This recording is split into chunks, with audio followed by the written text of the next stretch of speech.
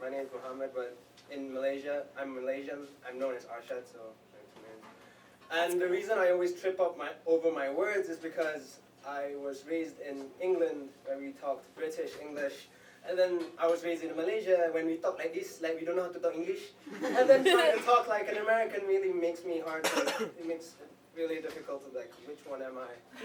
So, how many of you have eaten a durian? Eaten a durian? One guy.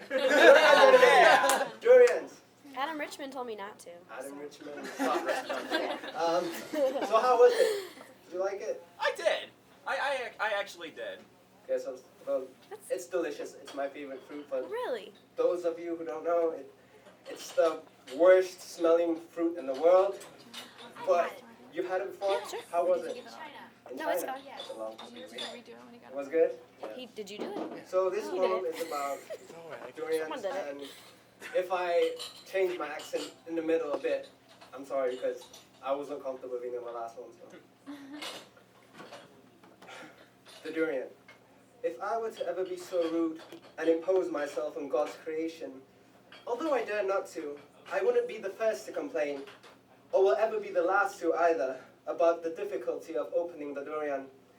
And because I was not yet a man, when I first fell in love with the self-proclaimed king of the fruits, I was only to watch Father wrestle the prickly giant on the kitchen floor, parang in hand. A cut through the middle opens the skin, then pull it apart, use both hands. Be careful not to touch the thorns. Pinch the flesh between two fingers. Savor the sweetness. We had durians on weekends. As I couldn't learn how to love for only 2 days a week, I spent my Mondays, Tuesdays, Wednesdays, Thursdays, and waiting for love to come by at sunset and walk through the door with crumpled clothes and weary eyes, wrinkled lines and lips that cry for a kiss from a child ever so kind to give them one. I once read a book that compared the smell of the durian to rotten eggs and skunk. And because the writer was white, I guess that white people know love as I do. I wanted to read that book again, as Mrs. Thompson said to always read twice between the lines. But because Ms. Nabila said I needed to learn Malay to pass my grade, I put away my book of everything you need to know about durians and grabbed my dummy's guide to learning your native language. Apple in Malay is epal. Orange in Malay is oren.